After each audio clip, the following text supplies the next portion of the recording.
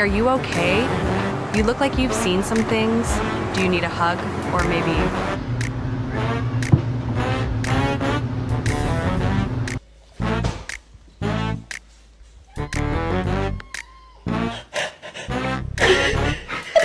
This belly, so chunky.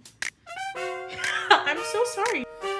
What did you do? What did you do?